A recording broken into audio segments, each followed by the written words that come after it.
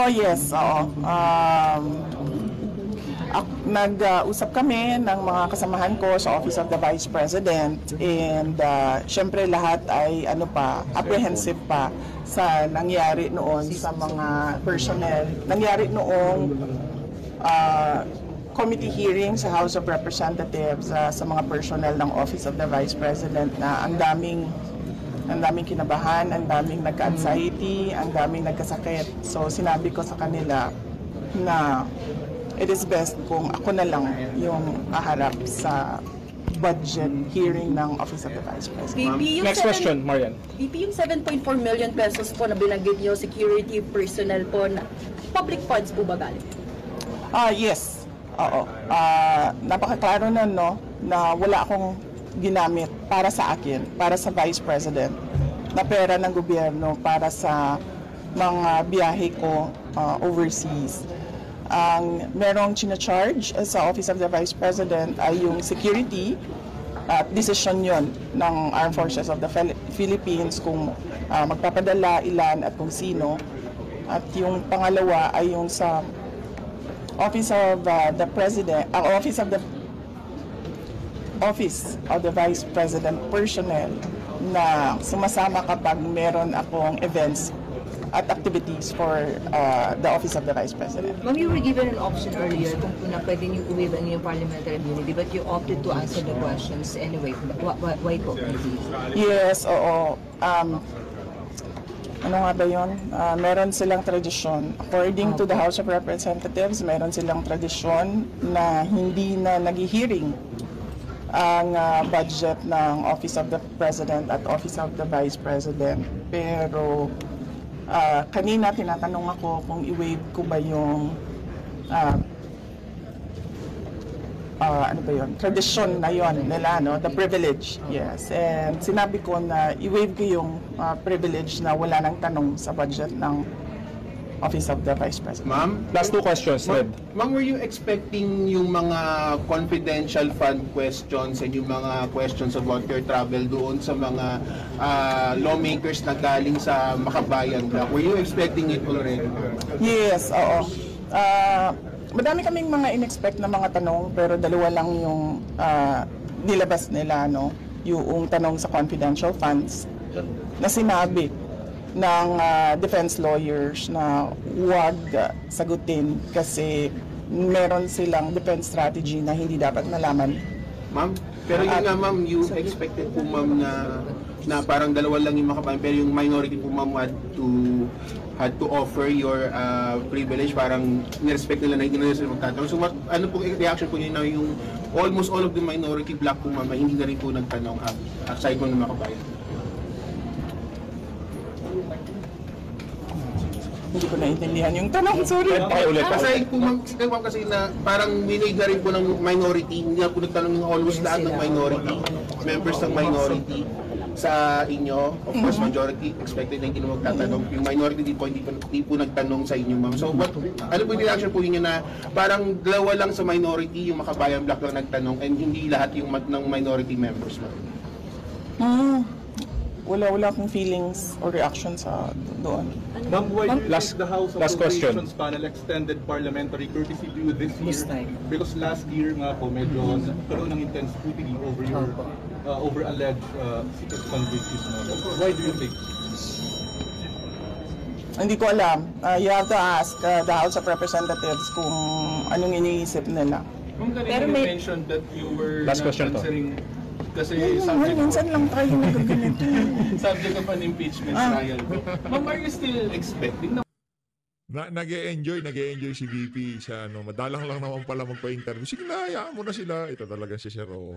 Nag-e-enjoy pa si VP. siya or are you still preparing your defense? Oh yes, kasi kung hindi man yan matuloy ngayon, 2025, I'm sure mag-file yan 2026, mag-file yan 2027, or even siguro 2028, right before the presidential elections. So, this is all about the presidential elections of 2028. How do you react to criticisms about your travel expenses when you don't bring home travel investment pledges? Oh, I'm sorry, again, wala akong kinuhang pera ng gobyerno sa mga biyahe ko abroad. Okay. Ma'am, babalik kayo po sa plenary deliberations? Babalik po kayo sa plenary deliberations? So, support po ba kayo sa kay kung Jose Alvarez sa plenary deliberations ng budget niyo? Ay, pinag-iisipan ko kasi naaawa ako sa kanya eh. Naawa ako kasi he's already 81 years old and kanina, nasistress na siya. Kaya pinapatawa ko. Malihog, ma'am, kamusta po? Tingnan natin kung kung nandyan pa yung awa ko sa kanya by the time na schedule na ng plenary. Kamusta si Pio? Marian? Ito kanina, ma'am, binabanatan ka, medyo mas mabait sila sa'yo this time. Kasi yung word kanina ka nag-react sa Pero banat yun. Banat talaga yun. Maganda lang magsalita. Magaling lang magsalita yung dalawang nagtatanong. Hindi sila tulad nung dati na na paano bang description ng paano yung mga Parang It was just, Oo. more tame this time. Oo, kasi 'di ba? Hindi naman sila nagtatanong about sa budget eh. Nagtatanong sila about sa confidential funds at sa travel. Eh sinabi ko na nga wala naman akong kinuhang pera ng gobyerno para bumili ng ticket, humingi para sa hotel, para sa representation per dime, wala naman akong kinuha sa gobyerno.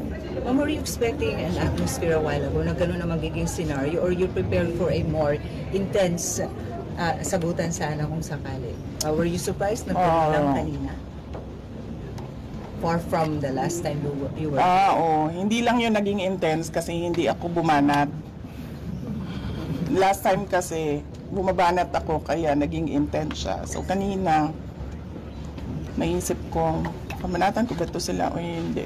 Why, ma'am? Ba't nga po ba? Naaawa ako kay Congressman Pepito Alvarez kasi he's 81 years old and I do not think that he can handle the stress of an intense and heated budget hearing. Marian? Kamusta po? Tumawag siya last Friday. Monday ngayon.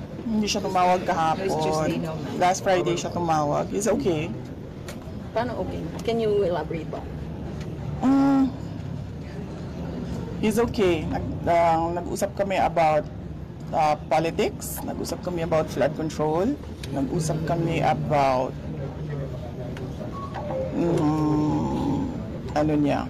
love life niya. So updated po siya sa mga nangyayari ngayon, like nabanggit niyo nga po flood control issue. Ano pong nasasabi niya? Kasi bawal ako mag-discuss ng kung anong pinag-uusapan doon sa loob eh. So hindi ko masabi kung anong sinasabi niya. Okay. Next question. Any more?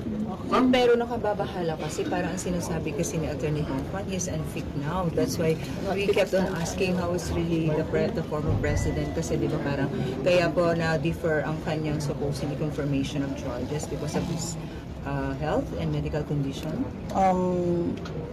Sa tingin ko naman, merong mangyayaring hearing sa competency. So, antayin na lang natin yung mga experts.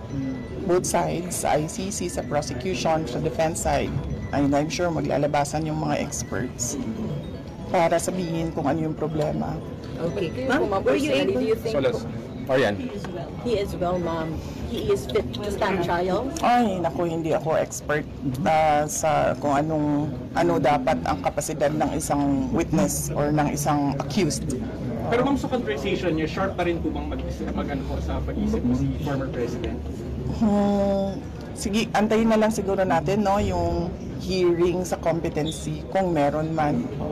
I'm sure masasabi ng mga experts kung ano yung nakikita nila. Ma'am, were you Next able question. to see former Vice President Robredo when you visited Nagapo? Did you have the chance? Kasi ganito yun.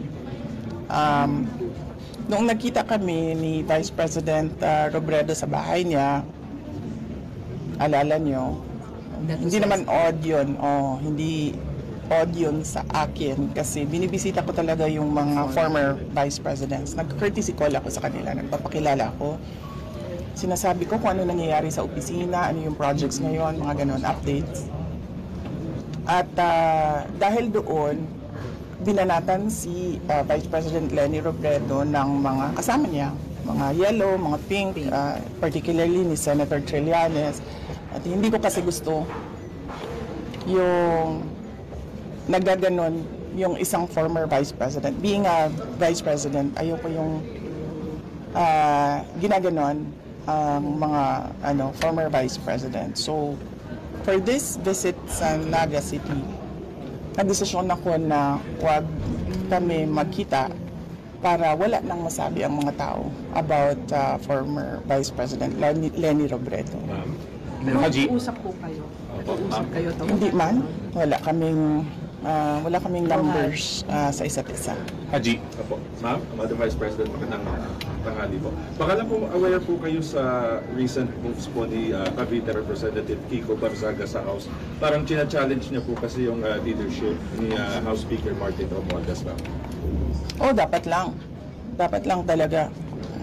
Dahil nakita niyo naman yung budget 2023, 24, 25. Malamang agawan na naman yan ng budget sa 2026. At lahat yung mga past budgets natin, nakita natin na it was under the leadership of Speaker Martin Romualdez. Dahil hindi mamatay yung issue ng ouster attempt dito sa Kamara, kayo kung may personal po ba kayong bet for the speakership? Wala, hindi ako, masyadong madami kaming inaasikaso sa Office of the Vice President para ko isipin kung anong nangyayari sa House of Representatives. Other matters, ma'am, baka meron din po kayong comment din sa independent commission po ng Pangulong composition. Baka may any comment kayo, ma'am? Pag ikaw presidente ba, tapos alam mo na kung anong nangyayari. Tapos nakikita mo na based on the budget kung paano binaboy yung pera ng bayan. Mag-aantay ka pa ba ng komisyon o ng Truth Commission o ng kung anong komisyon yan? Actionan mo kasi kaagad dapat yan. Unang-una, sinabi ko na noon, nag-appoint siya, nagpumili siya ng speaker na involved sa bribery nakalagay sa isang kaso doon sa Amerika. Klarong-klaro na doon nakita na involved siya sa racketeering and sa bribery. So, ikaw ba, presidente ka ba, ilalagay mo ba yung ganyang klaseng speaker? Siyempre, hindi na, di ba? So, anong nangyari sa budget natin? Na-racketeering din yung budget natin. Tapos, syempre, sumabog na. Hindi ako makapagsalita sa Department of Public Works and Highways, pero makapagsalita ako sa DepEd kung anong nangyari. At sinabi ko na sa inyo. Sinabihan na siya, alam niya. In a cabinet meeting, sinabi sa kanya kung anong nangyari sa Department of Education budget. And then, ang ginawa niya is nag-change topic siya. So, Alam ni Marcos Jr. Anong pa bang komisyon, anong truth commission, anong investigative body pa ang kailangan mo? Nandyan na yung budget, nakikita natin kung paano siya kinuha. Diba dapat nun, diretso mo na gawin, tanggalin mo na yung speaker mo, ayusin mo na yung, sabihan mo na yung mga kaalyado mo sa House of Representatives, ayusin niyo yung budget, tapos panagutin mo na yung mag-lifestyle check ka na dyan sa mga congressman at sa mga staff nila. Dami dyan, may bahay sa abroad. Diba? Masyado siyang hindi niya alam kung ano gagawin at masyado siyang mabagal gumalaw. Nagmamadali ang Pilipinas eh. Pero alam niya lahat ito, ma'am.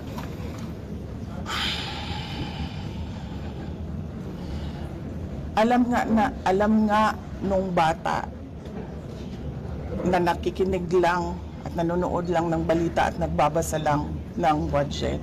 Presidente pa, hindi niya alam. Pero ma'am, di ba too little too late na po ba yung ginawa ni BBM? And of course, dapat po ba talagang kasuhan na si Speaker and si Sandy po sa mga ginawa nila? Actually, hindi na nga siya too little too late eh. Nothing na nga siya eh. Nothingness na ang ginagawa ngayon. Ma'am, kaso the Speaker was your campaign manager in 22. Were you not aware of these issues before? Hindi naman siya naging speaker noon eh. Ay, hindi ma'am. I mean yung bribery po, kasi na-mention nyo yung bribery, alleged bribery. Were you not aware during the 22 campaign? I do not remember the exact time kung kailan ko nalaman yung case doon sa United States kung saan nabanggit yung pangalan niya sa pagtatanggap ng bribery for the cases that were filed here in the Philippines. Pero hindi naman kasi ako ang pumipili ng speaker eh. Ang pumipili ng speaker ay ang presidente. At naging campaign manager lang naman siya by default eh kasi siya yung president ng partido ng Lakas. Ma'am, yung umuupo Any more questions? po sa Senate, ma'am. Senate po, ma'am. Sa Ano naman? Hindi naman tapos yan. Meron na namang Senate. Sinabi niya ni SP kahapon, napakanalang daw ito ng minority. Kaya medyo napikong si Senator Bato. Nagkaroon ulit ng heated argument yesterday. Hindi ko rin sinusundan kung anong nangyayari sa Senate. Pero nandun ako bukas, sabihan niyo yung mga kaibigan niyo sa Senate. Hindi for budget hearing. Meron lang akong bibisitahin na senador. Sino po, ma'am? Ay, hindi ko pala banggitin yun kasi baka tumagal ako doon. Mamadali ako. May isa lang. Si Senator Amy, ma'am. Hindi. Hindi si Senator Amy. Senator Amy, katext ko yan araw-araw. Senator Robin. Hindi si Senator Robin. Magkikita kami sa rally sa Japan. May rally kami doon. Ay, tuloy yun, ma'am, yung 20 at 21 po. All right, sa bago na tuloy kayo. Thank you. Nasa Japan pala. Sino pala na pupunta sa Japan sa sa 21? Parang wala tayong balita dyan Teka nga. Makapagtanong-tanong. Sino yung mga pupunta sa Japan? Hindi ko tayo pupunta sa Japan baka kala ng mga kababayan natin. Hindi ko tayo pupunta sa Japan. Japan, mahal-mahal dyan. Dito tayo kay Atty. Vic. Atty. Vic mapupunta sa Japan. Iliwanag ko anong ibig sabihin ng bawal ang neutral.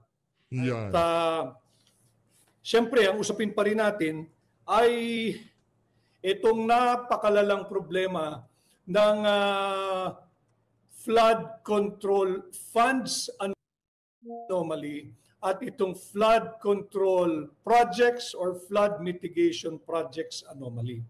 Tutuwid lang ho natin. Marami na ho kasing this scandal, siyempre para hindi sila ang tamaan.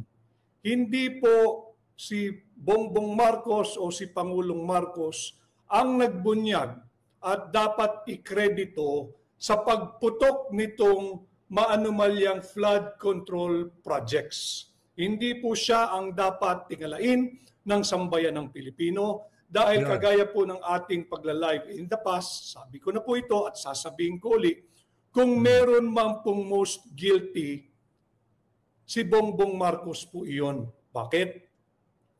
Tuwing pumipirma po siya ng ating taunang budget, nalalaman niya yung kanyang ginagawa. That is a fair and fundamental and basic assumption and fair presumption that we should all give him, that we should all credit him, na alam niya yung kanyang pinipirmahan. Ngayon, kung hindi niya alam kung ano linalaman ng kanyang pinipirmahan, yung panukalang budget taon-taon, budget ng 2023, budget ng 2024, at budget ng 25. Kung sasabihin niya hindi ko nalalaman ang laman niyan, malaki ho talaga ang problema natin. Kaya dito sa ating usapin, bawal ang neutral. Bakit ho? Ultimo ang Pangulo ng South Korea, si Pangulong Lee Jae-myung, Pangulo ho ng Korea ito wala po itong pakialam sa local politics sa ating bansa. Ang kanya, binabantayan lang niya yung kanilang integridad ng kanilang mga pautang. Ano ho ginawa ng Pangulo ng South Korea? Para lang po baliktanaw tayo, bakit bawal ang neutral? Kinansela po ng Pangulo mismo ng South Korea yung 28.7 billion pesos loan ng Pilipinas sa kanila, sa Korean Export-Import Bank. Ito po ay dinenay basta-basta lamang ng Department of Finance. Pero kagaya po ng aking sinabi dito sa ating pahina, dito po bawal ang fake news eh. So we endeavor, salamat sa ating mga volunteer researcher and research team, binibigyan po tayo ng mga materials. Kagaya po nito. Ito po, kaya ko laging ginagamit ang Inquirer News, yung online po nila.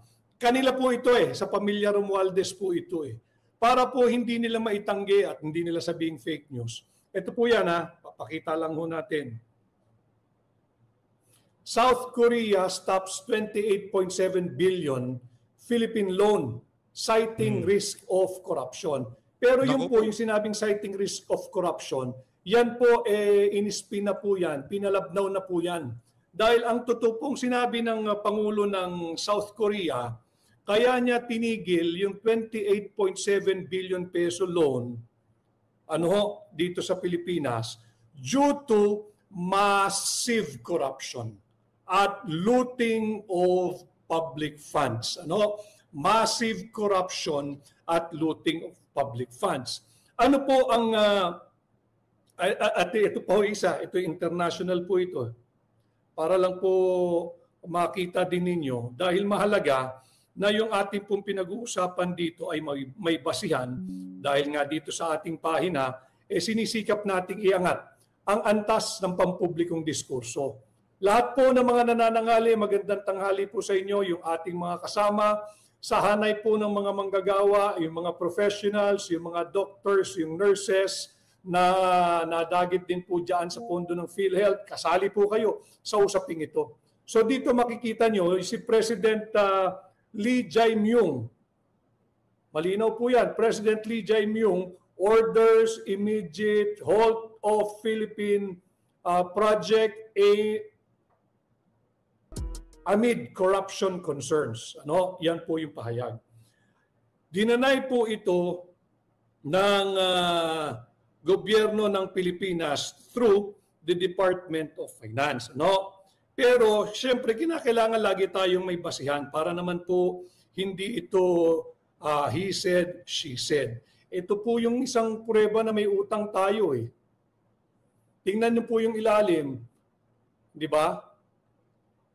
Again, mahirap namang sabihin nagsisinungaling ang sinungaling dito ay ang Pangulo ng Korea. Hindi pwedeng magsinungaling ang Pangulo ng Korea sapagkat wala po siyang pakialam sa local politics natin. And to be fair to him, hindi siya fan ni Bongbong Marcos. Hindi rin naman siya fan ni Vice President Inday Sara. Ang kanya, talagang kinansila lang niya. Pero hindi pwedeng sabihin hindi po or non-existing po yung loan na yan. Bakit natin sinasabing bawal ang neutral? Bumalik na po tayo sa yung tag na sick man of Asia. Napag-iwanan na po tayo dahil nga po sa labis-labis, hitik, siksik, liglig, umaapaw, talamak ang korupsyon na nagaganap sa ilalim ng Marcos Jr. administration. Trilyong piso na po ang nakataya rito At mamaya tatalakayin din natin yan. At kinakailangan po, last week pa ay naglabas na ng pahayag ng suporta ang hakbang ng maisog sa lahat ng nananawagan para sa isang payapa at naayon sa batas na kilos protesta. Malinaw po yan Pahayag ng suporta na po ang pahayag ng suporta naglabas na po ang hakbang ng maisog. We do not look at any political or religious color, belief, creed, or affiliation of any group or groups asking the people to go out. Simula pa po last week, ngayon po may mga nakatipon-tipon din dyan sa labas po ng batasan. Hindi po namin tinitingnan kung ano po yung kulay ninyo. Ito po isa lang ang kulay natin, yung watawat ng Republika ng Pilipinas. Ang kalaban po natin dito ay korupsyon. Para po Tama ko yung sinasabi na yun itong si Atty. Vic. Sa mga susunod na araw, sa mga gaganaping malawakang pagkilos, para nga dito sa lumalalang korupsyon na to sa ating bansa, dapat po talaga wala ko tayong titingnan na kulay. Wala ko tayong titingnan na affiliation. Ito kay Duterte to, ito ganyan. Kaya kami naman mga Duterte supporter. Ano ba panawagan namin? Maging presidente si Sara? Hindi naman yun. Di ba walang ganon? Ang gusto lang namin, mailagay sa tamang direksyon ng Pilipinas. Kahit sino maging leader, wala ko tayong problema dyan. Real talk lang ha. Ito lang, ito. Ako, pwede akong magsalita para sa sarili ko. Yung ibang mga DDS, hindi ko alam. Ang atin lang, kahit sino pang maupo sa pamahalaan, as long na nasa tamang direksyon ng ating bansa, wala ko tayong problema dyan. Ngayon, kung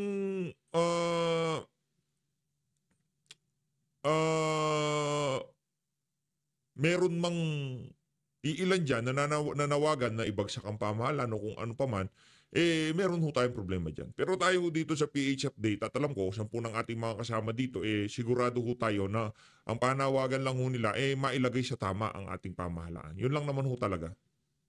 Proteksyonan natin ang ating mga kabataan at yung darating pang henerasyon.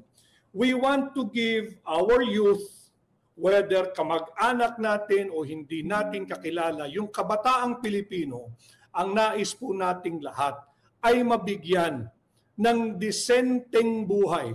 Disenteng buhay. Hindi marangya, hindi mayaman. Yung praktikal na lang tayo dahil laganap po ang korupsyon. At least in their lifetime, yung ating mga kabataan, mabigyan natin ng disenteng buhay at kinabukasang punong-puno ng dignidad. Dignidad bilang Pilipino. Yan po yung ating panawagan, yan po yung ating pagpapahayag ng suporta sa mga naganap at magaganap pang payapa. Ulitin ko mapayapa at naayon sa batas at sa ating saligang batas na kilos protesta o pagkilos. After all, it is enshrined in our Bill of Rights the right of every Filipino to express their indignation, their opposition to the many wrongdoings of the government peacefully. Yung right to peaceably assemble and petition the government for redress of grievances. Nakaukit, nakasulat, may garansya, yan po ay sa ilalim ng Bill of Rights natin, Article 3 ng ating saligang batas. Public embarrassment na po yung nagaganap. Ultimo po ang isang sovereign state, ang South Korea, kinansila yung 28.7 billion pesos loan ng Pilipinas. Para po yun sa isang magandang proyekto sana. At ulitin ko, mismo po ang Pangulo ng Korea ang nagsabi due to massive corruption. Hindi po linagyan ng sinabing corruption lang. Massive corruption at looting of public funds. And having said that, I encourage lahat ng Pilipino, yung mga pabor sa kasalukuyang pagnanakaw na nagaganap sa ilalim ng administrasyon ni Bongbong Marcos, sa ilalim ng pamumuno ng House of Representatives Speaker Martin Romualdez, sa ilalim ng pamumuno ng dating chairman ng Committee on Appropriation na si Saldico, at yung mga kasalukuyang namumuno ngayon sa mababang kapulungan. Total, lagi po nilang binibida at ginayabang yan Nasa kanila raw po yung power of the purse. Power of the purse. Ang pinag-uusapan pong purse dyan ay yung purse or pera na naming mga Pilipino. Hindi po yung power to empower your purse at the expense of the purse of the Filipino people. Yung mga sang-ayon po na magpatuloy ang talamak, lantaran, gahamang, kurakutan at korupsyon sa ilalim ng Marcos Jr. Administration, Martin Romualdez, Saldico Triumvirate. Lumabas din ho kayo at mag-rally. Bawal nga po kasi ang neutral Tumungo kayo sa Malacanang, magpahayag kayo ng suporta, nakaw pamor. Dapat yan ang sigaw ninyo O kaya doon sa labas po ng batasan, pwede rin kayo lumabas doon, magkilos protesta kayo in support of corruption. Pero lahat po ng sukang-suka na sa nangyayari, trilyong piso na po ang nakawan.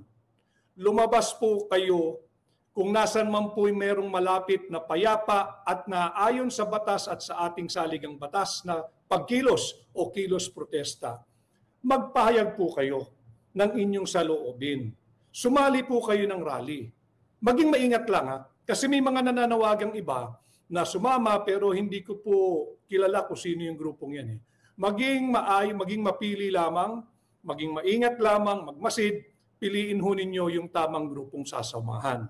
Speaking of, kung ang hakbang ng maisog ho ay nagpalabas na ng pahayag ng pagsuporta last week, yung ginanap na rally noong September 12, noong September 13, at kahapon ho ay may nagtipon-tipon sa labas ng batasan, and I think until now ay mayroon. Yung mga nandiyan po sa paligid ng batasan, alam mo ninyo, ituwid lang natin kasi yung iba ang impression ho nila, hindi naman ako apektado dyan, hindi naman ako taxpayer. No? Lalo na yung mga kapatid natin na hindi naman ho nagfa-file dahil tingin nila hindi naman po sila mayaman o hindi naman sila saklaw ng kung anumang buwis na dapat bayaran. Hindi po. Ganito po yan. Lahat po tayo ay taxpayer. Mayaman, mahirap, yung driver ng Grab, driver ng Joyride, driver ng Jeep, driver ng Padjak, driver ng tricycle. Huwag po ninyong tingnang maliit ang inyong sarili. Lahat po kayo ay ninanakawan ng mga tiwali sa gobyerno. Kayo po lahat ay taxpayers. Meron po kayong ambag o contribution sa ating lipunan. Sa paanong pamamaraan, baka nagugulat kayo.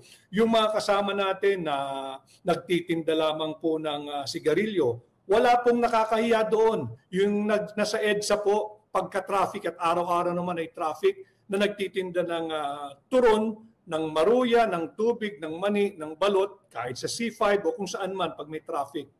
Huwag po ninyong tingnan na hindi po kayo ninanakawan ng Marcos Jr. administration. Bakit kanyo? Every time you buy something, tuwing bibili po kayo sa palengke, sa sari-sari store, sa convenience store, may kaakibat po iyan na buwis, yung VAT. Whether e-VAT or VAT. Yung value added, may buwis po yan. Kahit anong bilhin ninyo, meron po yan. Pag bumili kayo, inputted na po yan sa grocery, sa convenience Automatic store. na. So yun po yung contribution ninyo. Hagip po kayo ng buwis. Lahat po tayo ay nagbabayad ng buwis. Lalo na yung ating mga kababayang overseas Filipino workers and Filipino migrants. Yung mga nagpapadala ng tulong at ayuda sa kanilang mga pamilya dito sa Pilipinas. I urge all of you to encourage your family members, lahat ng hindi pabor sa nangyayari, lumabas po kayo. Ulitin ko bawal ang neutral, yun po ang ating titulo. Yun po yung ating pamagat ngayong hapon. Kinakailangan po tayo magtulong-tulong. Ito po ay problemang napakalaki, hindi po kayang tugunan ito ng isang grupo na mananawagan o dalawang grupo na mananawagan. Ang dapat nga pong nangunguna at manguna sa mga payapa at naayon sa batas sa pagkilos na ito ay ang Ayan na, mapayapa at naaayon sa batas. Malinaw ho yun mga kababayan. Yung mga ibang rally sa iba't ibang bahagi ng mundo, dyan din ho sila nag-umpisa. Wala tayong dito. Gusto natin mapayapa. Peace-loving citizen ho tayo dito ng Pilipinas. Ayaw ho natin ng kaguluhan, ika nga. Gusto natin mairaos lahat ng na yan. Pero kaisa ho tayo ng mga yan. Kaya mga dilawan, wala ho tayo naman ho kasi ika nga malawak akong pangunawa ng mga taga-suporta ni Tatay Digong. Hindi naman ho tayo utak talyanista, utak dilawan, pinklawan dyan na pagka-kontra, pagkakalaban, kahit na anong gawin mo, walang matinong ginagawa sa kanila yung mga kalaban. Tayo, kahit dilawan yan, nagrarally na yan, as long na ang pinananawagan, transparency, accountability, anti-corruption, di ba? Yung magkaroon na tayo ng totoong pag-audit sa kabanang sambayan ng Pilipino, kahit anong kulay pa yan, kahit anong pa yan, saang sektor man galing yan, wag lang sa mga makakaliwa, ibang usapan yon.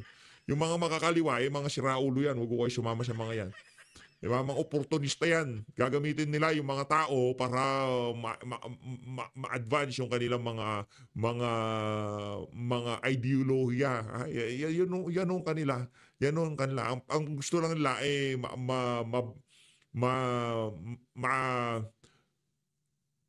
ika nga masira ang pamahalaan at sila ang umupo. Yan mga nasa ano nila yan, nasa charter ng mga makakaliwa yan di ba?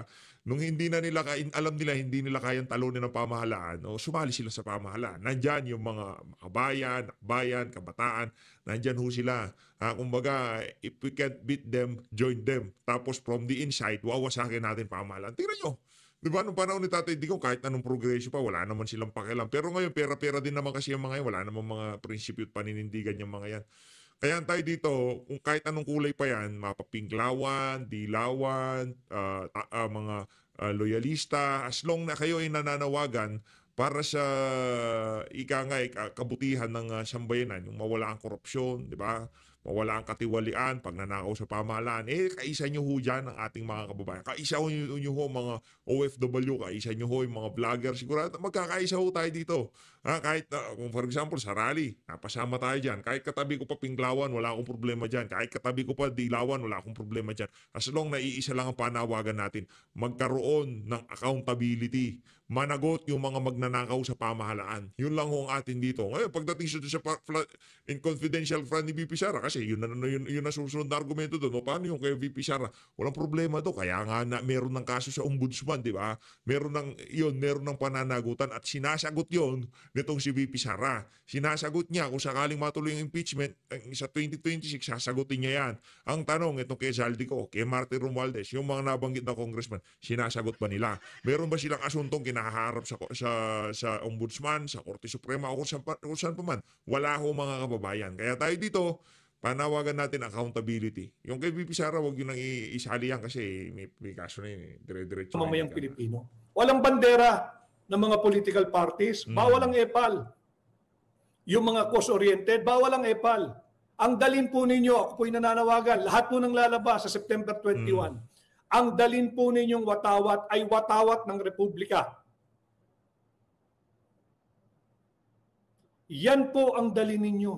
Yan po ang iwagayway ninyo. Ang watawat ng Republika ng Pilipinas. Ipakita natin na hindi pa po huli at meron pang pag-asa dito sa ating bansa na hindi natin pahihintulutan ang mga napakatalamak na korupsyong ito na magpatuloy. Kinakailangan po tayong lahat ay lumabas. Bakit kanyo? Tama po si Senador Marcoleta nung pinahayag niya. Matagal ko na pong sinasabi, shocking na po nung panahon ni Janet Lim Napoles na ninanakaw 10 billion pesos at itinatago doon sa PDAF, sa soft projects, sa fertilizer scam, sa lahat. Tama po yung naging pahayag niya ni Senador Dante Marcoleta. Naging amateur, small time si Janet Napoles. Bakit? Daang bilyon na po ito Trilyong piso na po ang nakawan. Dumating na po tayo sa sukdulan. Dumating na po tayo sa nuknukan ng korupsyon. Kinakailangan po tayong kumilos at magpahayag. Bawal ang neutral. Kung kayo'y sukang-suka na, meron pa ang oras, September 21. Dalin po ninyo ang inyong pamilya sapagkat ito'y isang payapa at naayon sa batas sa pagkilos. Gawin natin itong family event. Standing up for one's country. Yun po ang gawin nating tema. Wala pong watawat. Makikita ninyo yung peke. Magdadala yan ng watawat ng kanilang political group, political party. Huwag po tayong maniniwala doon, maging maingat po. Ang dapat dalhin ng lahat, wala na akong tinitingnang kulay. Wala nang relihiyon. Isang lahi po tayo. Ang dalin po natin ay ang watawat ng Republika ng Pilipinas at yun ang buong tapang nating iwagayway. Kailangan na po tayong magtulong-tulong. Sobra-sobra na po ang korupsyon at linoloko po tayo pati sa mga nagaganap na investigasyon. Kaya nga po, hindi ba last week pa ang ating pong hamon sa kasalukuyang liderato ng Senado, give the Filipino people one good reason why Senator Dante Marcoleta should be removed and be replaced as chairman of the Blue Ribbon Committee. Dahil hanggat hindi po nasasagot yan, lalo pong nagsumasabog ang damdamin ng Pilipino. Ang direksyon po, ang dating po, whitewash eh. Hindi para sa Whitewash. pangunahan natin. Whitewash eh.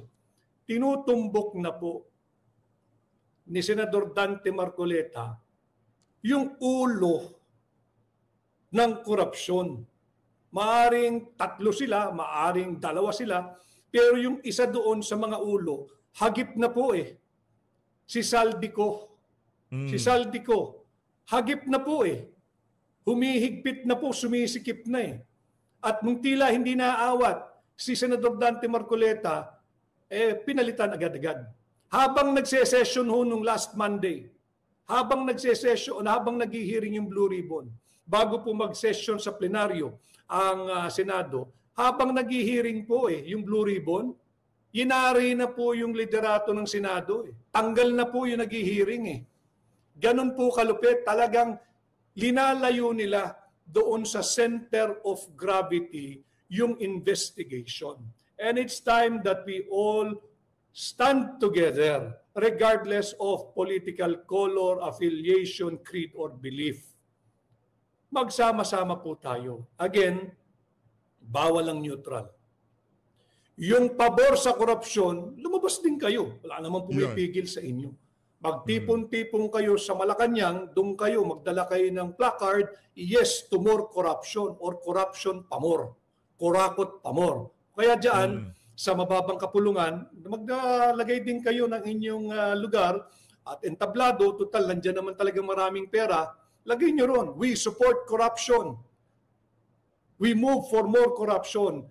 Subalit, yung galit po at marami na ho, marami na pong Pilipinong galit. Kahit saan po ako magtungo, lumalapit, Attorney Vic, kailan po lalabas ang hakbang ng maisog? Sabi ko, okay, ang hakbang ng maisog ay nagpahayag ng suporta sa lahat po ng gumawa at gagawa. Uulitin ko ng payapa at naayon sa ating konstitusyon na pagkilos upang kondinahin, upang idinunsyo o i-denounce yung nagaganap na talamak, garapalan, na korupsyon at kurakutan sa ilalim ng Marcos administration. Tumungo na po tayo.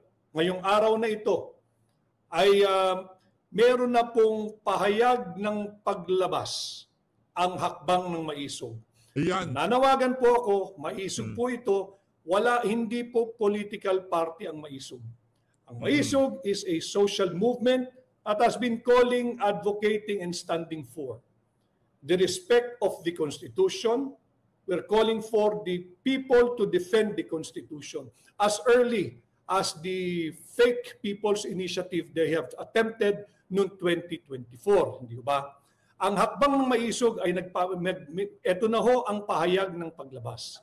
Inaanyayahan ko ang lahat ng katulad ng hakbang ng maisog na nananawagan ng transparency, accountability, peace and security.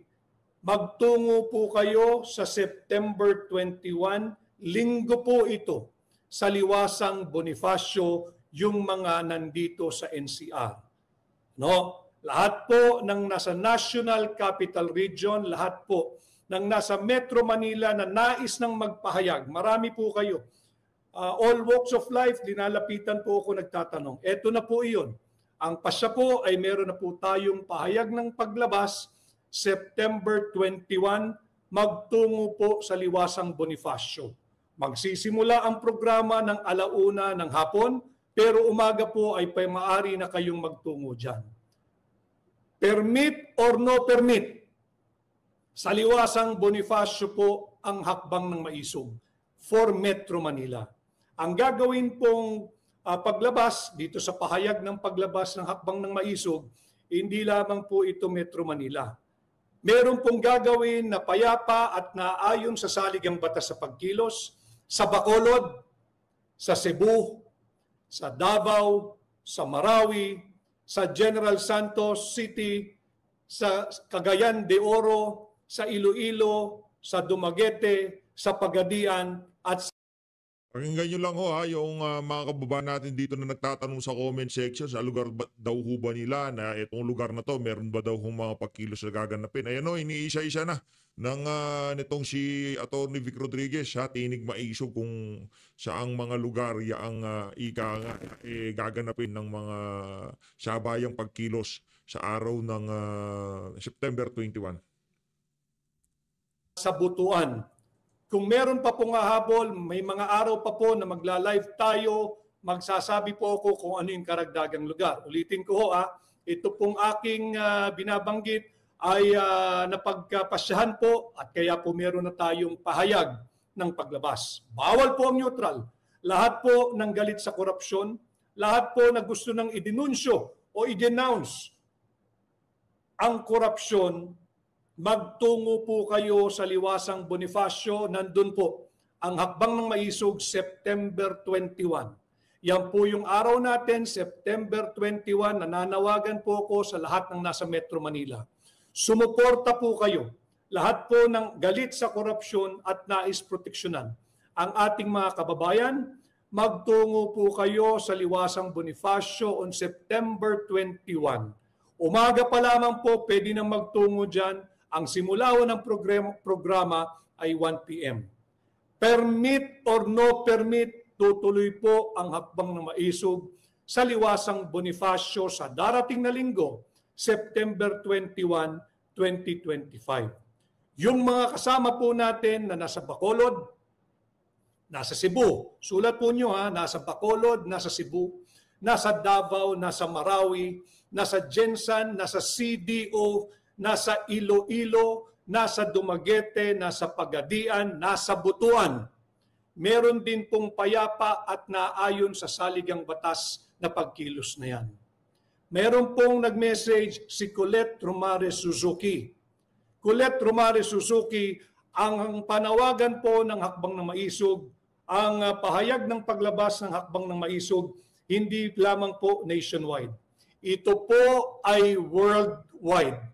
Meron din pong gagawin na pagkilos ang Hakbang ng Maisog diyan po sa Netherlands. Nako. Meron din po diyan, hindi lang po Hakbang ng Maisog, halo-halo na po yan. Lahat ng Pilipino, tumungo po kayo diyan sa pagtitipon sa Netherlands. Ganon din po sa Japan. Dalawa po yung venue. Ayos. Isang Tokyo, Japan, isang Nagoya, Japan. Magtungo po ang lahat ng Pilipino. Apektado po kayo. Nagpapadala po kayo ng remittance. Sumali po kayo. Worldwide po itong gagawing pagkilos. At meron din po sa San Francisco, USA. September 21 po lahat ito. Yung mga nag-oorganisa pa ho na magbibigay ng mensahe o ng notice rather, sasabihin ko po sa inyo yung mga karagdagang lugar. So ulitin ko ho ang Hakbang ng Maisog, ito po ang linalaman ng pahayag ng paglabas. Lahat po ng Pilipino, magkakaroon po tayo ng worldwide rally against corruption, against oppression. Labanan natin ang korupsyon.